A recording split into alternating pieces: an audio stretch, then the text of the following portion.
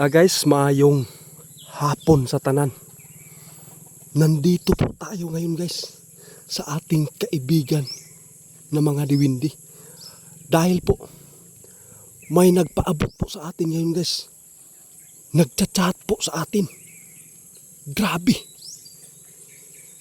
Nakakabilib po daw guys. Nakapangandam yun sila guys. Sana'y tabo yun daw karon guys.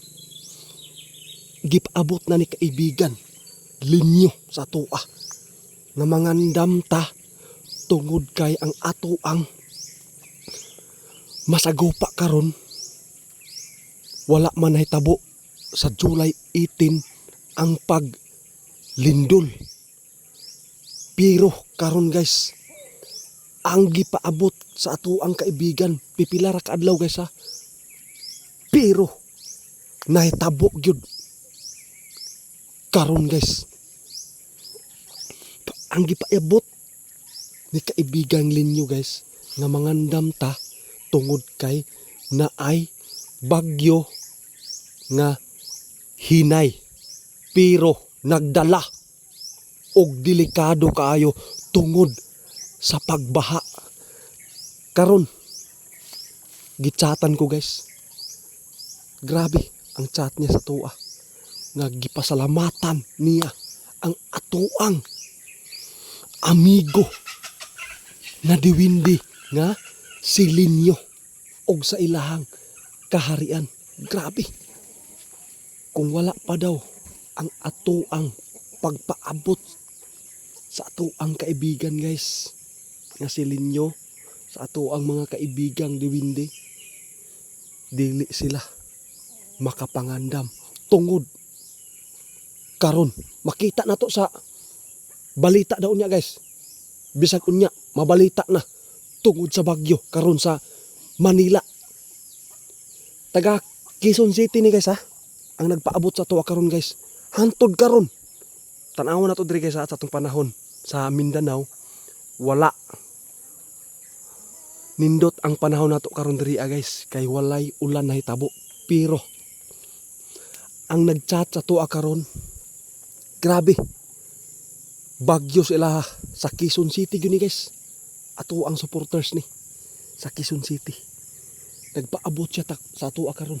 Nagipasalamatan nila ang ato ang kaibigan nga si Diwindi ug si Linyo ang nagpaabot ani nga mangandam ta tungod kay nay mahitabo nga pagdala sa baha. Hinay nga bagyo pero ang napakadelikado ang pagbaha yun kay sigig ulan. Mao na ni nahitabo gyud karon bisag unya mabalita na ni karon ato ang iistorya sa ato ang kaibigan. Kaibigan, maayong hapon kaibigan. Kaibigan?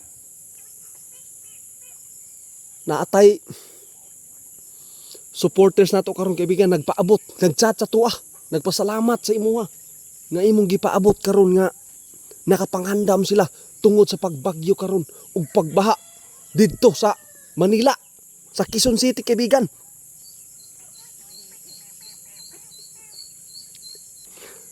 Salamat daw kayo kaibigan sa imuhang gipaabot, nakapangandam gyud sila. Bisan daw karon kaibigan diri sa tuwa wala may pag-ulan pero sila karon makita daw nato dito niya sa TV nga nagbagyo sa ilaha ug nagbaha gyud.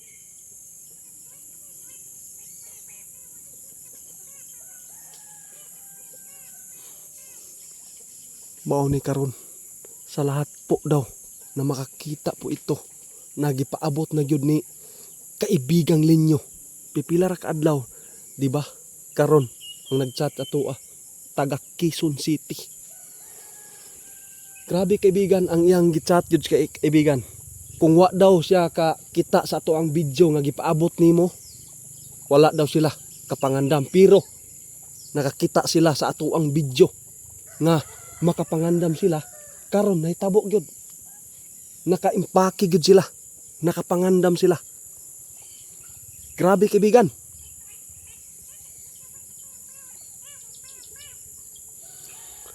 Ito na sa nagchat-chat po daw sa atin nagpasalamat po sa pagtiwala po daw sa ating kaibigan na si Linyo. Nagpapasalamat po siya guys. Salamat talaga sa paniniwala dahil po ay kayo nakalikas at saka nakapangandam yun. Kay ingon pa ni kaibigan, grabe, umpisa na. Sige kaibigan.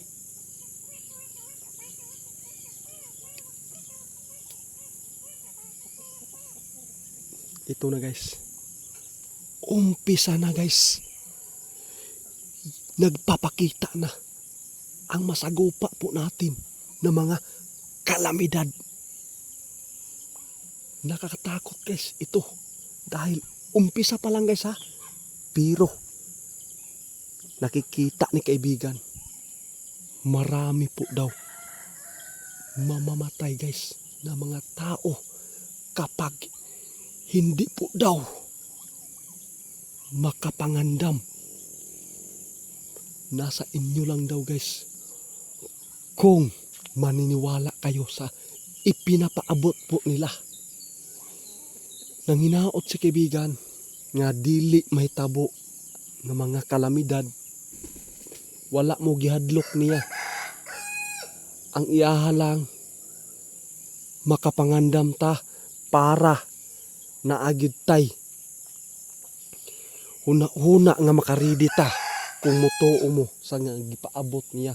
Pero karon dako na kaayong pasalamat ni kaibigan. Kaya nga ato ang supporters nagchat gyud sa tuwa. Mahitabo gyud. Nahitabo gyud sila karon. Unya makita nato sa TV ang pagbalita sa pagbagyo sa Quezon City. Ganiya pa daw ni kadlawon kaibigan. Nahitabo. Grabe guys. Nakita gyud ni kaibigan guys karon umpisa pa lang ang atoang nasagupa ng mga kalamidad. Naa ba kay makita ka kaibigan? Napay mo sunuray ni kaibigan? Mao na ni. Mao gay ni gipaabot ni kaibigan guys, umpisa lang. Umpisa pa to ng mga kalamidad karon. Dapat di gyud ta magkumpiyansang tanan. Salamat kaibigan ha sa imong gipaabot gyud. Nakapangandam gyud daw sila.